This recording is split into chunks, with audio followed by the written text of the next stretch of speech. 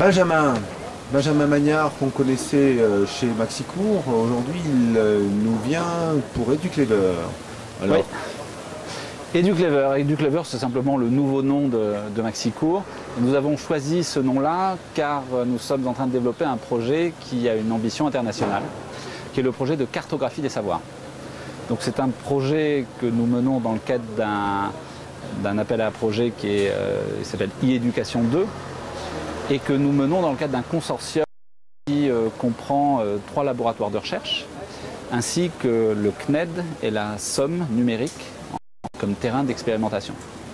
Donc c'est un projet qui consiste à cartographier toutes les compétences, tous les verrous pédagogiques qui constituent le socle commun de compétences.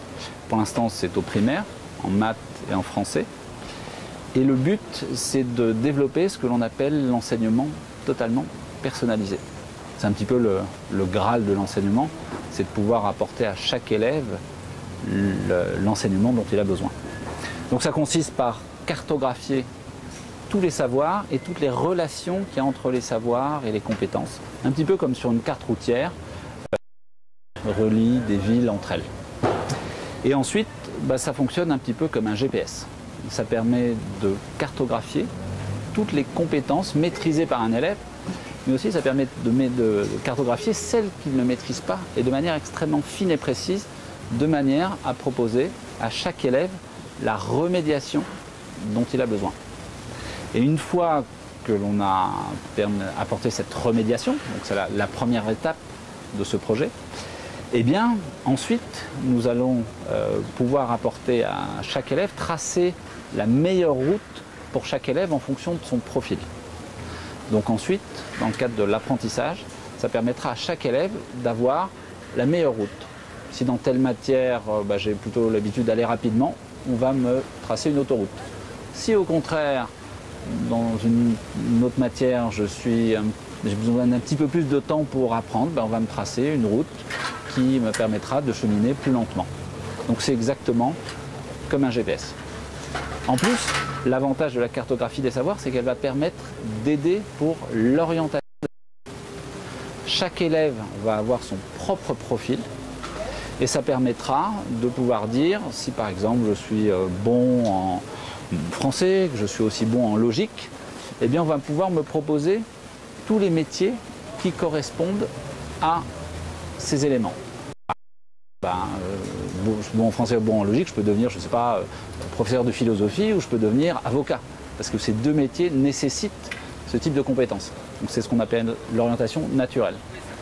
A l'inverse, si mon rêve d'enfant c'est de devenir pilote de ligne et que je veux absolument devenir pilote de ligne, à partir de ce moment-là, le système, en fonction de ma carte, va tracer la route qui me permettra, pas à pas, de franchir les étapes qui me permettront d'atteindre les compétences qui me permettront de devenir pilote de ligne. Peut-être que je vais mettre 5 ans à franchir toutes ces étapes, alors qu'un autre élève, lui, mettrait 2 ans.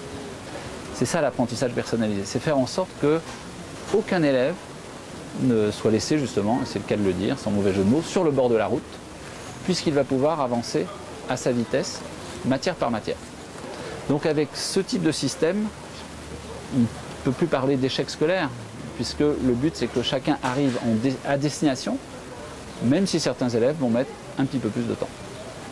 Ok, on comprend bien, donc cette plateforme n'est pas linéaire, ça a l'air d'être la Rolls des plateformes de suivi des élèves.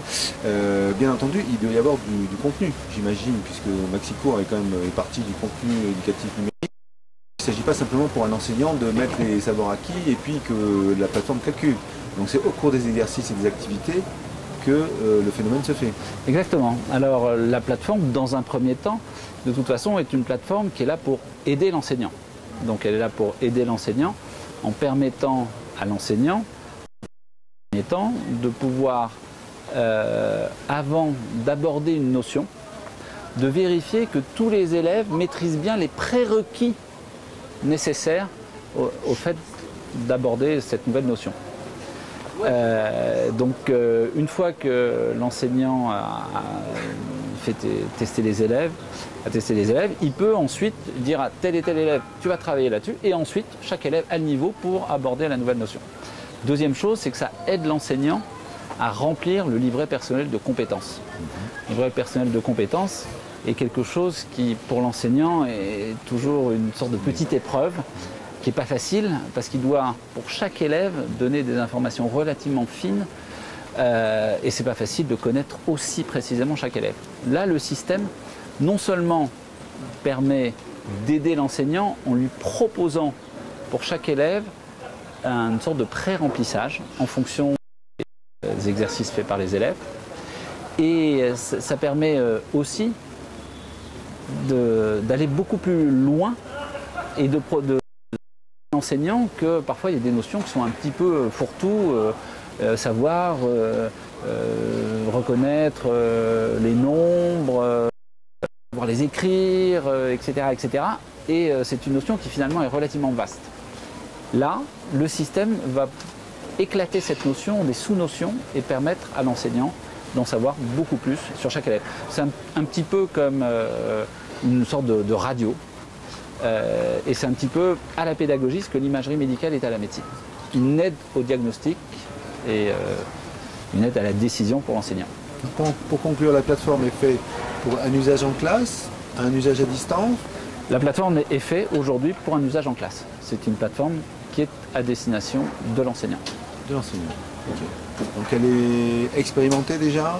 Actuellement, elle est expérimentée sur 2 terrains d'expérimentation. Le premier terrain d'expérimentation, c'est le CNED. Cette fois-ci, c'est du distanciel, effectivement. C'est à distance. Et en revanche, c'est utilisé aussi par les écoles du département de la Somme. Et là, il y a 200 écoles qui sont connectées à ce système. Voilà. Ok. Bah, de toute façon, pour en savoir plus, il faudra aller sur educlever.com ou tout simplement cartodesavoirs.fr. Voilà, bah, on invite les gens à se connecter pour en savoir plus. Exactement.